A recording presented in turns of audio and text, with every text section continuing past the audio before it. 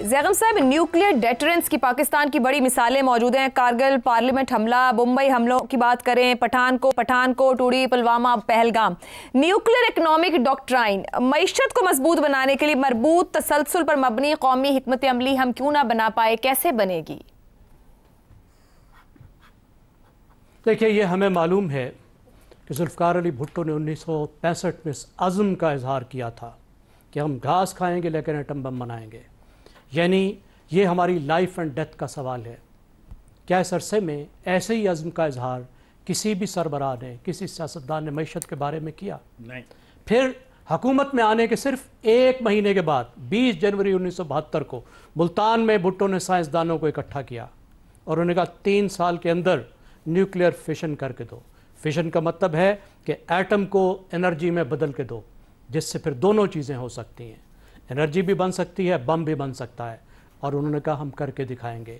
और फिर 10 दिसंबर 1984 को डॉक्टर अब्दुल कदीर ज़ियाउल हक के पास गए। उन्होंने कहा कि सर, बम तैयार है, आप जब चाहें तजुर्बा कर सकते हैं। अब हम इस तरीके से मईशत में क्यों नहीं कर सके? मेरे ख्याल में 3 बड़ी वजूहात हैं। सबसे पहली बात यह है कि न्यूक्लियर प्रोग्राम में कोई अलीट कैप्चर नहीं था, कोई अलीट का मफाद नहीं थे। अलीट ज़रूर थी, अलीट कैप्चर नहीं था। और पाकिस्तान की अलीट दोनों तरह की, चाहे वो अलीट स्टेट अलीट थी, चाहे वो पॉलिटिकल अलीट थी, वो मुल्क के लिए काम कर रही थी, अपने मफाद के लिए, ग्रोई मफाद के लिए, ज़ाती मफाद के लिए, इंस्टीट्यूशनल इंटरेस्ट के लिए काम नहीं कर रही थी। सब इकट्ठे थे। और सिर्फ ये नहीं, आप देखिए कारोबारी लोगों ने अपने कारोबार तबाह किए पाकिस्तान की मदद करने के लिए। साइंसदान अपने शानदार जॉब छोड़कर पाकिस्तान में वापस आ गए। सब ने कुर्बानी दी, सिविल सर्वेंट्स ने, फौजियों ने। लेकिन मईशत अलीट कैप्चर का शिकार थी और शिकार है। दूसरी बात जो बहुत ही अहम है वो है स्ट्रेटेजिक कंटिन्यूटी। भुट्टो के उस मीटिंग के बाद से आज तक न्यूक्लियर प्रोग्राम पे स्ट्रेटेजिक कंटिन्यूटी रही है। किसी ने किसी की टांगे नहीं खींची। ज़ियाउल हक आया तो उसने न्यूक्लियर प्रोग्राम को भुट्टो का प्रोग्राम कह के बंद नहीं किया। बेनज़ीर आई तो उसने भी उसमें कुर्बानी दी। नवाज शरीफ ने भी काम किया, सबने काम किया, एक कंटिन्यूटी रखी। लेकिन मईशत में तो उखाड़ पछाड़ है, टांगे खींची जाती हैं, सियासी एजेंडे होते हैं।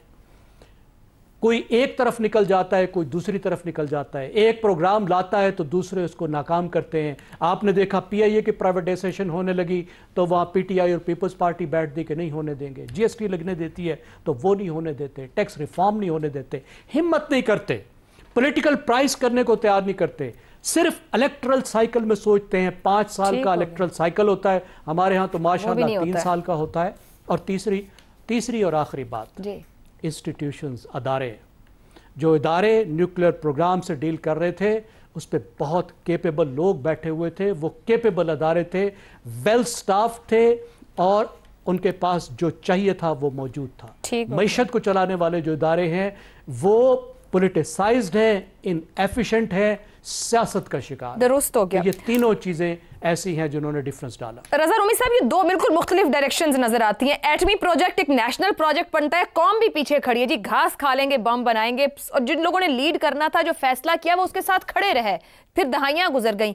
दूसरी तरफ हम मईशत की बात करें तो वहां सियासत भी है, मफादात भी हैं, अपना अपना रंग ढंग भी है। क्या ये 2 मुख्तलिफ माशरे थे? 2 मुख्तलिफ तरह की एलीट मौजूद थी, मुख्तलिफ तरह के लोग हैं? क्या एक कौम, एक माशरे के तौर पर नहीं थे? यही नाकामी है सबसे बड़ी। देखिए, बहुत सारी इसमें अवामिल हैं। कुछ तो ज़ैगम साहब ने ऑलरेडी उसका जिक्र कर दिया। लेकिन वाकया कुछ इस तरह से है कि दिफाई जो पूरी हमारा एक डॉक्ट्रिन था, उसमें मईशत को हमने नज़रअंदाज किया बहुत हद तक। ये तो अभी कहीं जाके पिछली 1 दहाई में हम देख रहे हैं कि जो हमारे स्ट्रेटेजिक थिंकर्स भी हैं या प्लानर्स हैं या पॉलिसी मेकर्स हैं, वो अब कहते हैं कि आज के ज़माने में मईशत जो है वो सबसे अहम जुज़्व है आपके दिफा का। और ये बात जो है, अब खुदा का शुक्र है कि ये अब इसके ऊपर एक कंसेंसस इमर्ज कर गया है। अब अगला सवाल ये है कि उसको कैसे करना है।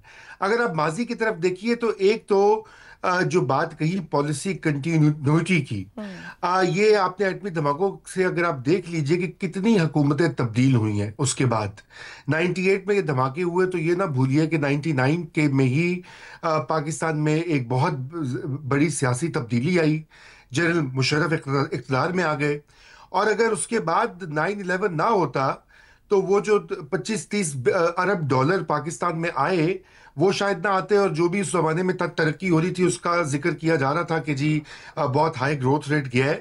تو ہماری ساری جو معیشت کو وہ فروغ دینے کا جو اپروچ تھی وہ بیرونی امداد پر منحصر تھی. اور چاہے وہ ایوب خان کا زمانہ ہو، ضیاء الحق کا زمانہ ہو، مشرف کا زمانہ ہو، اور وہ ہم کہتے تھے جی کہ ان ادوار میں ترقی زیادہ ہوتی ہے وغیرہ وغیرہ. لیکن اب ایک اچھا موقع آیا ہے کہ وہ والا جو سلسلہ ہے وہ کٹ گیا ہے، اور اب پاکستان کو خود انحصاری کی طرف جو ہے بڑھنا پڑے گا. اور یہ ایک ماضی کا سب سے بڑا سبق ہے. دوسرا، سیاسی عدم استحکام، اس کا بھی ذکر ہوا. آپ دیکھ لیجئے 2016 میں کیا ہوا اس ملک میں. شرح ترقی کافی اوپر تھی اور معیشت ایک سمت میں جا رہی تھی، سی پیک سٹارٹ ہو چکی تھی، اور اس ساری چیز کو دھڑام سے ایک تجربے کے لیے زمین بوس کر دیا گیا. آج تک نہیں سنبھل پائی یہ معیشت، ایک دہائی ہونے کو ہے.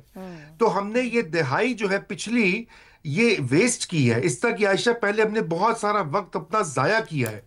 اور باقی یہ بات درست ہے کہ پاکستان میں اشرافیہ جو ہے وہ ان کا بہت زور ہے، لیکن مسئلہ یہ کہ دنیا بھر میں اشرافیہ کا ہولڈ ہے. میں جہاں اس وقت موجود ہوں یہاں بھی اشرافیہ کارپوریٹ جو پاورفل انٹرسٹ ہیں وہ سیاست کو اور معیشت کو اور پالیسی کو اپنے قبضے میں لیے ہوئے ہیں.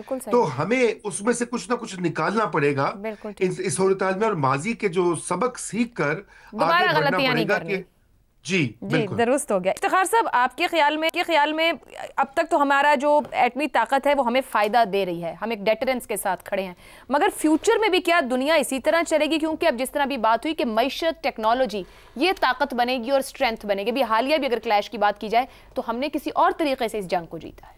دیکھیں، جو جنگ آپ نے جیت لی وہ ایک تسلسل کا نام ہے. یہ دیکھیں جو بات شہزاد صاحب کر رہے ہیں، ایک حاضر انسان آپ کے پاس موجود ہے، تسلسل ہے. 80 فورسز ہو، یہ خود کہہ رہے ہیں. کیا تسلسل ہے آپ کی اسکیم کے اندر؟ آپ دکانداروں سے ٹیکس نہیں کلیکٹ کر سکتے، کوئی تسلسل ہے؟ 99 میں نے سنا کہ یہ کام ہونے لگا ہے، یہ 2025 میں بیٹھا ہوں کہ کس دکاندار سے آپ نے ٹیکس لے لیا جناب؟ آپ نے کہا کہ ایک خاص اماؤنٹ کے بعد پیسہ جو ہے وہ نقد دیا نہیں جائے گا، رسید دی جائے گی. کون رسید دے رہا ہے جی؟ کس نے رسید دلوانی ہے؟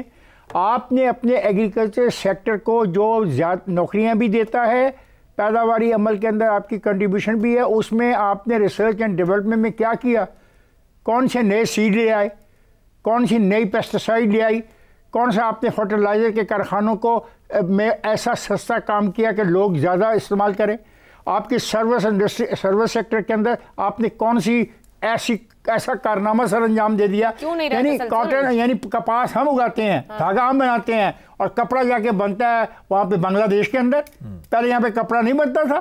سوال ہے کہ یہ سنجیدگی نہیں ہے اور یہ تباہی ہے.